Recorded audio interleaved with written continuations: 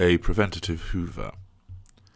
How many times have you declared that you've had enough? How many times have you vowed that you are no longer putting up with this behaviour, and you are going to make a fresh start? How often have you put in place steps to depart and leave this confusing and twisted reality behind? We hear these assertive comments from time to time.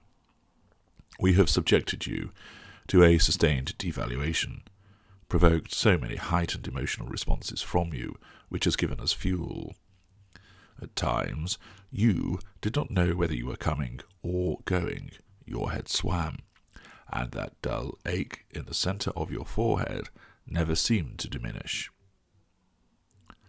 You wondered who you could trust as you fought to establish what you believed was right against a backdrop of contradictions. From somewhere, you mustered some strength.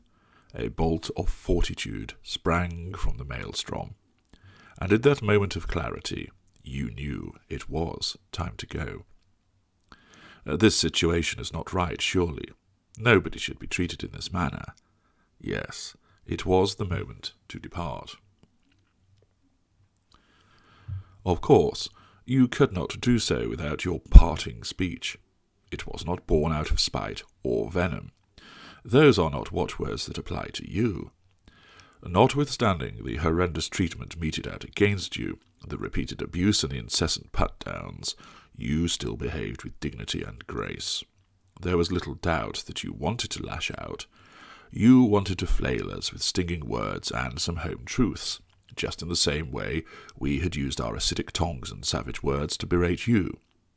Yet despite how much you wanted to speak to us in this manner, you did not do so. Instead, demonstrating the empathy which attracted us to you all that time ago, you explained how you still loved us. You fought back the tears as you explained that you loved us more than you did when we first became a couple, and despite everything that has happened, you still love us. You ought to have torn strips off us, levelling a lengthy charge sheet against us, but you did not behave in this way. That is not who you are. You talked about all the wonderful traits we have, and how you miss them. You continued to praise us, even after everything that we had done to you.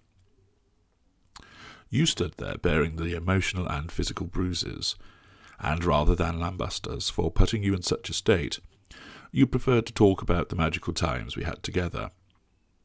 You clearly had committed each of these occasions to your memory, as you brought up each event and occurrence as the tears trickled down your cheeks.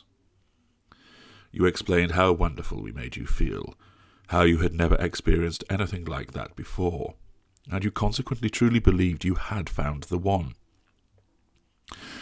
You talked through the golden period, talking about the trips we took, the days we spent together, and the glittering and scintillating moments we created.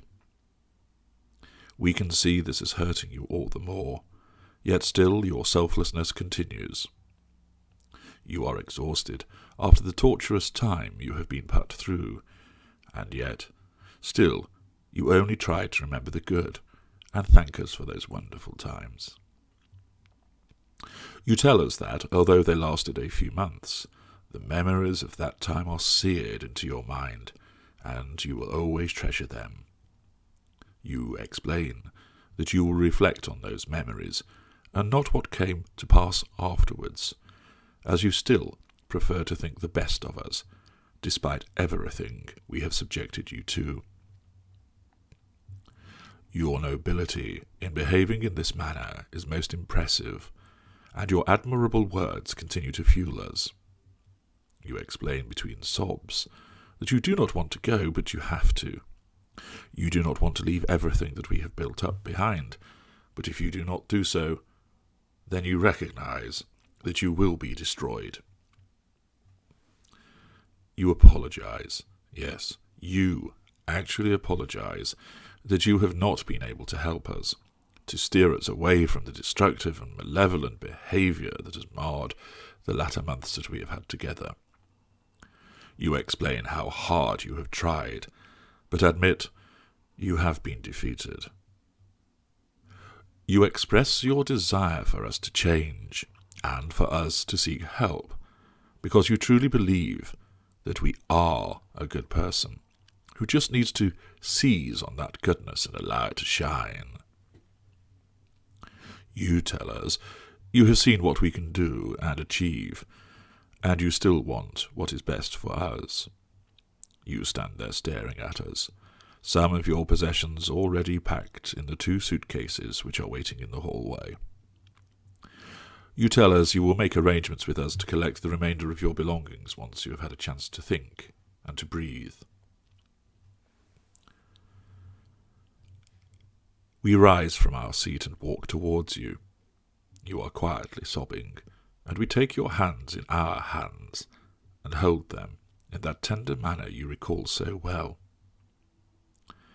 The vicious squeezing that one day arrived out of nowhere is not in existence now. Instead, we hold your hands and look you straight in the eye as we summon up a look we have practiced before with others in this situation. The look begins as sorrow and then morphs into hope as we search your eyes looking for that flicker of flame once again through the tears. You hold our gaze as we keep searching, and then we speak, our words soft and gentle, just as they were when we whispered into your ear as we lay next to you holding you late at night. I am sorry. I know this time I have to change. Please, help me be the good person I know I can be, that I want to be. Something is wrong with me, and I do not know what it is, but you can save me. You are the only one. Please, please do not leave me. I cannot survive without you. I need you. I want to make you happy again, because someone as wonderful and as loving as you deserves it. I will get help, but I know I can only do it with you at my side. Please, please stay. The short speech is delivered with true brilliance as we gather the right inflection and tone, coupled with suitable contrite looks and mannerisms. We continue to look into your eyes as we let our words sink in. The moments pass, and then the light flickers. That flame of hope sparks into life, and we know your next words before you have even spoken them. And I begin to give you that enticing and winning smile once again. We know that you will stay again.